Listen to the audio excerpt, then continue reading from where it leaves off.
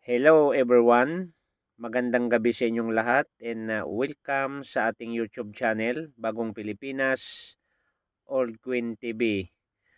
So mga idol, kung kayo ay baguhan pa lang po sa aking YouTube channel, kayo po ay nais kong anyayahan, mag-subscribe, pa-like at pakipindot po ang notification bell para lagi tayong updated sa ating mga gagawing video tungkol po sa mga lumang barya mga idol. So mga idol, ang ating topic ngayon itong 25 cent, no? 2013 quarter dollar po mga idol, no?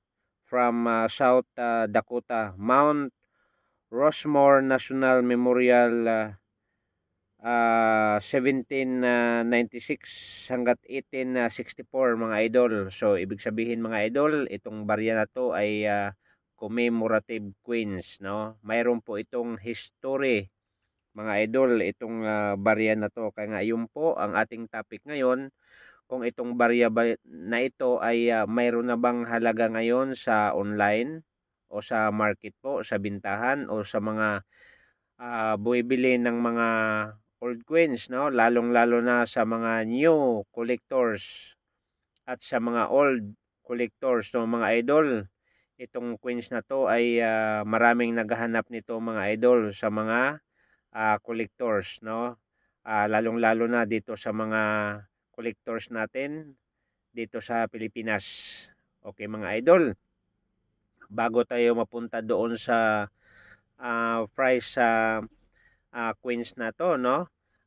Aking batiin kayong lahat ng shout out and maraming salamat sa walang sawang suporta at panood ninyo sa aking YouTube channel. Ulitin ko mga idol, hindi makumpleto ang ating mga ipalabas na mga old coins kung wala kayo. So sana po tayong lahat pag nanonood sa aking YouTube channel ay pasubscribe lang po, palike at pindutin ang notification bell mga idol. So ngayon mga idol, pag-uusapan na natin itong barya na to, no? Mga idol, ulitin ko, ang baryang ito ay 25 cent 2013 from South Dakota quarter dollar coins mga idol. Mount Rushmore National Memorial 1796 hanggat 1864 mga idol. So ibig sabihin mga idol, ang ating barya ay may historical po ito. Ulitin ko, ito pong barya to ay commemorative, no? Issue po United States of America and period Federal Commemorative Coins year 2013 po ito mga idol.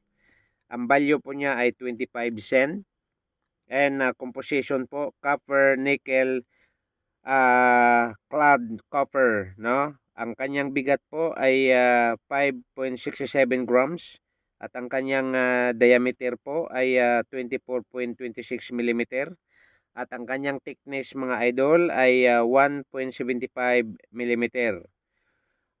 Commemorative issue Series United States Men America. So yan po, no, the beautiful quarter program, no. Ang mintage po niya mga idol ay 231 million 800,000 po. Yan po ang kanyang mintage mga idol, no. Ang baryang ito, no. So ito mga idol, itong baryang ito, makikita naman niyo Liberty po. Ito po yung harapan niya. Ayan po. So quarter dollar po yan, United States po of America. Ito yung likod mga idol, no. Nakalagay po diyan is 2013. No, so ang midmark po niya mga idol ay P, no. Ito po ang midmark po niya ay P. Ibig sabihin mga idol, midmark ibig sabihin P ay Philadelphia po, no? So yan po, no? At pag-usapan natin mga idol ang price ng coins na ito sa mga auction, no? Sa auction tayo mga idol.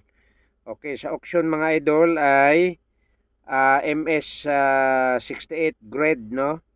So mayroong bumili ng $148 mga idol, medyo malaki na po yan. At mayroong bumili mga idol ng $800.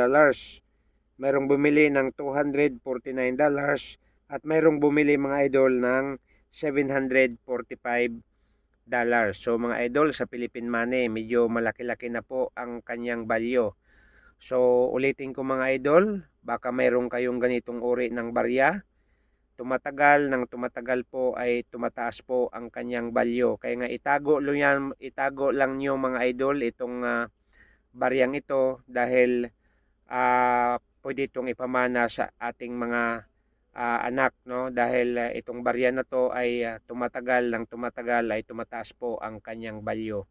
So ayun mga idol, sana mayroon tayong naunawaan ng kaunti po tungkol sa baryang ito, 25 cent, no, quarter dollars United States of America, commemorative coins, started as 1796 hanggat 1864 mga idol.